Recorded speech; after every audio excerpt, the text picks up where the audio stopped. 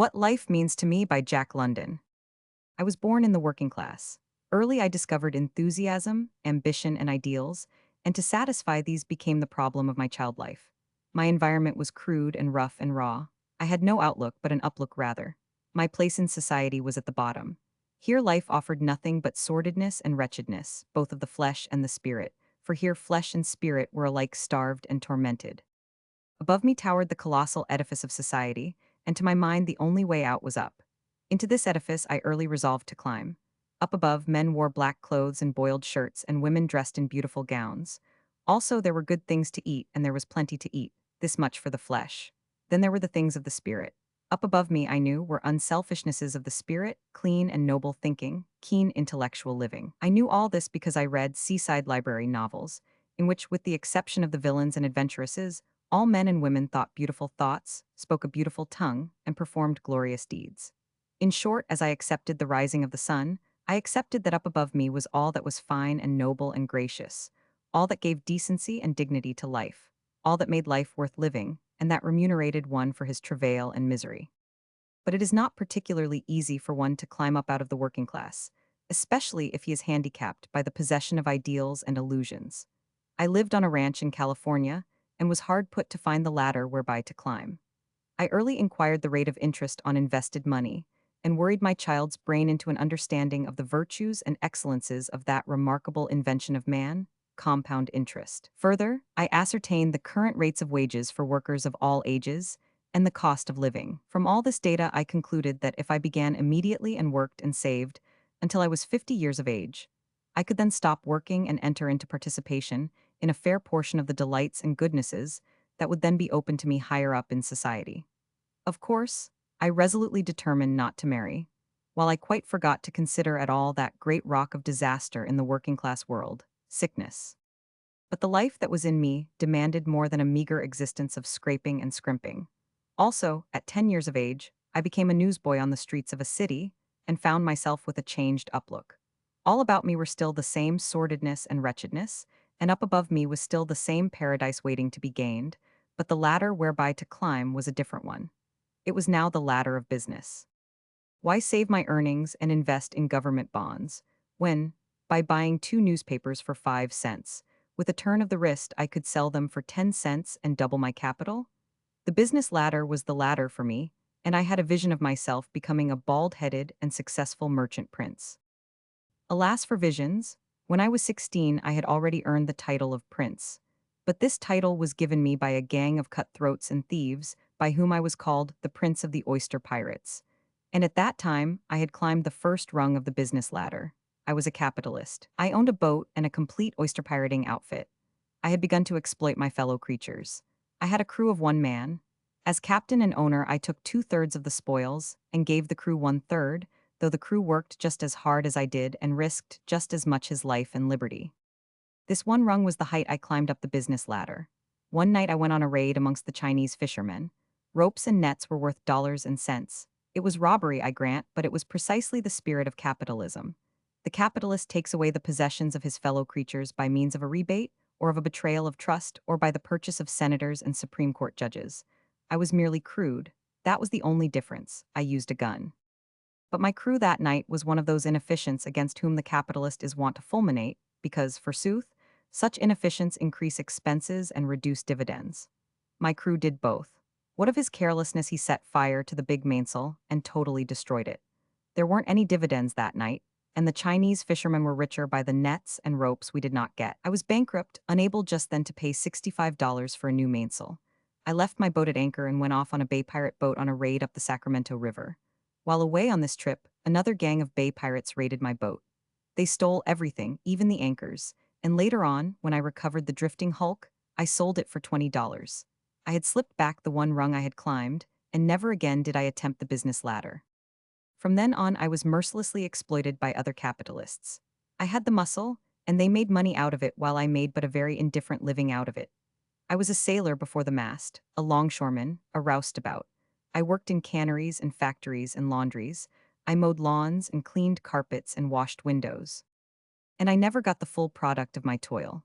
I looked at the daughter of the cannery owner in her carriage and knew that it was my muscle, in part, that helped drag along that carriage on its rubber tires. I looked at the son of the factory owner, going to college, and knew that it was my muscle that helped in part to pay for the wine and good fellowship he enjoyed. But I did not resent this. It was all in the game. They were the strong. Very well, I was strong. I would carve my way to a place amongst them and make money out of the muscles of other men.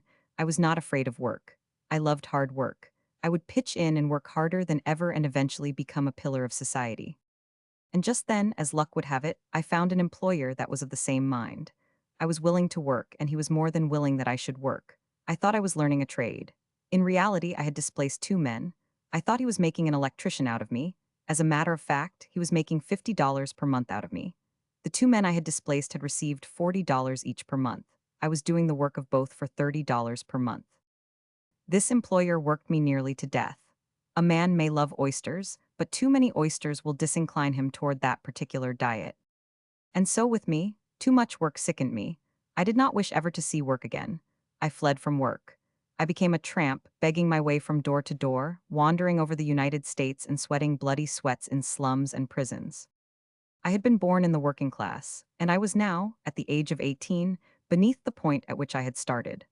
I was down in the cellar of society, down in the subterranean depths of misery, about which it is neither nice nor proper to speak. I was in the pit, the abyss, the human cesspool, the shambles, and the charnel house of our civilization. This is the part of the edifice of society that society chooses to ignore. Lack of space compels me here to ignore it, and I shall say only that the things I there saw gave me a terrible scare. I was scared into thinking. I saw the naked simplicities of the complicated civilization in which I lived. Life was a matter of food and shelter. In order to get food and shelter, men sold things. The merchant sold shoes, the politician sold his manhood, and the representative of the people, with exceptions of course, sold his trust, while nearly all sold their honor. Women, too, whether on the street or in the holy bond of wedlock, were prone to sell their flesh. All things were commodities, all people bought and sold. The one commodity that labor had to sell was muscle. The honor of labor had no price in the marketplace. Labor had muscle, and muscle alone, to sell. But there was a difference, a vital difference. Shoes and trust and honor had a way of renewing themselves. They were imperishable stocks. Muscle, on the other hand, did not renew. As the shoe merchant sold shoes, he continued to replenish his stock, but there was no way of replenishing the laborer's stock of muscle. The more he sold of his muscle, the less of it remained to him. It was his one commodity, and each day his stock of it diminished. In the end, if he did not die before, he sold out and put up his shutters. He was a muscle bankrupt, and nothing remained to him but to go down into the cellar of society and perish miserably. I learned further that brain was likewise a commodity. It, too, was different from muscle. A brain seller was only at his prime when he was 50 or 60 years old, and his wares were fetching higher prices than ever. But a laborer was worked out or broken down at 45 or 50. I had been in the cellar of society, and I did not like the place as a habitation. The pipes and drains were unsanitary, and the air was bad to breathe. If I could not live on the parlor floor of society, I could, at any rate, have a try at the attic. It was true, the diet there was slim, but the air at least was pure. So I resolved to sell no more muscle and to become a vendor of brains. Then began a frantic pursuit of knowledge. I returned to California and opened the books. While thus equipping myself to become a brain merchant, it was inevitable that I should delve into sociology. There I found, in a certain class of books, scientifically formulated, the simple sociological concepts I had already worked out for myself. Other and greater minds, before I was born, had worked out all that I had thought and a vast deal more. I discovered that I was a socialist. The socialists were revolutionists, inasmuch as they struggled to overthrow the society of the present, and out of the material to build the society of the future. I, too, was a socialist and a revolutionist. I joined the groups of working class and intellectual revolutionists, and for the first time came into intellectual living. Here I found keen-flashing intellects and brilliant wits. For here I met strong and alert-brained, withal horny-handed, members of the working class, unfrocked preachers too wide in their Christianity for any congregation of mammon worshippers, professors broken on the wheel of university subservience to the ruling class and flung out because they were quick with knowledge which they strove to apply to the affairs of mankind. Here I found also warm faith in the human, glowing idealism, sweetnesses of unselfishness, renunciation, and martyrdom, all the splendid, stinging things of the spirit. Here life was clean, noble, and alive. Here life rehabilitated itself, became wonderful and glorious, and I was glad to be alive. I was in touch with great souls who exalted flesh and spirit over dollars and cents, and to whom the thin wail of the starved slum child meant more than all the pomp and circumstance of commercial expansion and world empire. All about me were nobleness of purpose and heroism of effort, and my days and nights were sunshine and starshine, all fire and dew, with before my eyes, ever burning and blazing, the Holy Grail, Christ's own Grail, the warm human, long-suffering and maltreated, but to be rescued and saved at the last. And I, poor foolish I, deemed all this to be a mere foretaste of the delights of living I should find higher above me in society. I had lost many illusions since the day I read Seaside Library novels on the California ranch. I was destined to lose many of the illusions I still retained. As a brain merchant, I was a success. Society opened its portals to me. I entered right in on the parlor floor, and my disillusionment proceeded rapidly. I sat down to dinner with the masters of society and with the wives and daughters of the masters of society. The women were gowned beautifully, I admit, but to my naive surprise, I discovered that they were of the same clay as all the rest of the women I had known down below in the cellar. The Colonel's Lady and Judy O'Grady were sisters under their skins and gowns. It was not this, however, so much as their materialism, that shocked me. It is true, these beautifully gowned, beautiful women prattled sweet little ideals and dear little moralities, but in spite of their prattle, the dominant key of the life they lived was materialistic. And they were so sentimentally selfish. They assisted in all kinds of sweet little charities, and informed one of the fact, while all the time the food they ate and the beautiful clothes they wore were bought out of dividends stained with the blood of child labor and sweated labor, and of prostitution itself. When I mentioned such facts, expecting in my innocence that these sisters of Judy O'Grady would at once strip off their blood-dyed silks and jewels, they became excited and angry, and read me preachments about the lack of thrift, the drink, and the innate depravity that caused all the misery in society's cellar. When I mentioned that I couldn't quite see that it was the lack of thrift, the intemperance, and the depravity of a half-starved child of 6 that made it work 12 hours every night in a southern cotton mill, these sisters of Judy O'Grady attacked my private life and called me an agitator, as though that, forsooth, settled the argument.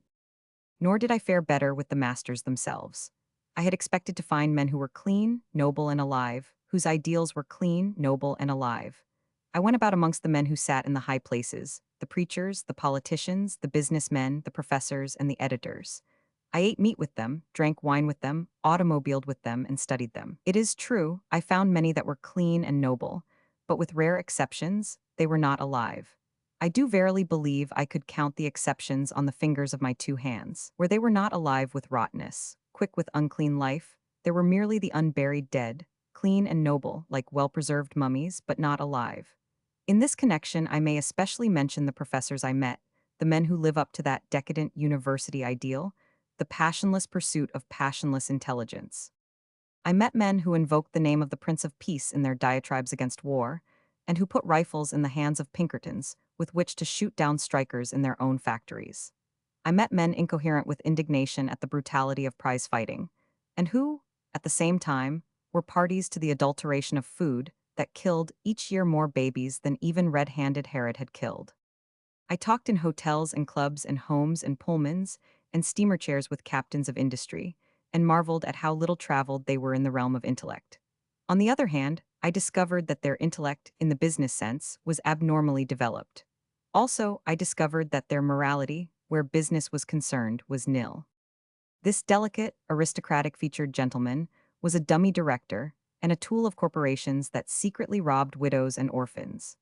This gentleman, who collected fine editions and was an especial patron of literature, paid blackmail to a heavy-jowled, black-browed boss of a municipal machine. This editor, who published patent medicine advertisements, and did not dare print the truth in his paper about said patent medicines for fear of losing the advertising, called me a scoundrelly demagogue because I told him that his political economy was antiquated and that his biology was contemporaneous with Pliny. This senator was the tool and the slave, the little puppet of a gross, uneducated machine boss.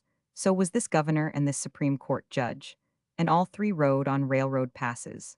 This man, talking soberly and earnestly about the beauties of idealism and the goodness of God, had just betrayed his comrades in a business deal. This man, a pillar of the church and heavy contributor to foreign missions, worked his shop girls 10 hours a day on a starvation wage and thereby directly encouraged prostitution. This man, who endowed chairs in universities, perjured himself in courts of law over a matter of dollars and cents. And this railroad magnate broke his word as a gentleman and a Christian when he granted a secret rebate to one of two captains of industry locked together in a struggle to the death. It was the same everywhere: crime and betrayal, betrayal and crime. Men who were alive but who were neither clean nor noble, men who were clean and noble but who were not alive. Then there was a great, hopeless mass, neither noble nor alive but merely clean. It did not sin positively nor deliberately, but it did sin passively and ignorantly by acquiescing in the current immorality and profiting by it. Had it been noble and alive, it would not have been ignorant, and it would have refused to share in the profits of betrayal and crime. I discovered that I did not like to live on the parlor floor of society. Intellectually, I was as bored. Morally and spiritually, I was sickened. I remembered my intellectuals and idealists, my unfrocked preachers, broken professors, and clean-minded, class-conscious working men. I remembered my days and nights of sunshine and starshine, where life was all a wild, sweet wonder, a spiritual paradise of unselfish adventure and ethical romance. And I saw before me, ever blazing and burning, the Holy Grail. So I went back to the working class, in which I had been born and where I belonged. I care no longer to climb. The imposing edifice of society above my head holds no delights for me. It is the foundation of the edifice that interests me. There I am content to labor, crowbar in hand, shoulder to shoulder with intellectuals, idealists, and class-conscious working men, getting a solid pry now and again and setting the whole edifice rocking. Someday, when we get a few more hands and crowbars to work, we'll topple it over, along with all its rotten life and unburied dead, its monstrous selfishness and sodden materialism. Then we'll cleanse the cellar and build a new habitation for mankind, in which there will be no parlor floor, in which all the rooms will be bright and airy, and where the air that is breathed will be clean, noble, and alive. Such is my outlook. I look forward to a time when man shall progress upon something worthier and higher than his stomach, when there will be a finer incentive to impel men to action than the incentive of today, which is the incentive of the stomach. I retain my belief in the nobility and excellence of the human. I believe that spiritual sweetness and unselfishness will conquer the gross gluttony of today. And last of all, my faith is in the working class. As some Frenchman has said, the stairway of time is ever echoing with the wooden shoe going up, the polished boot descending.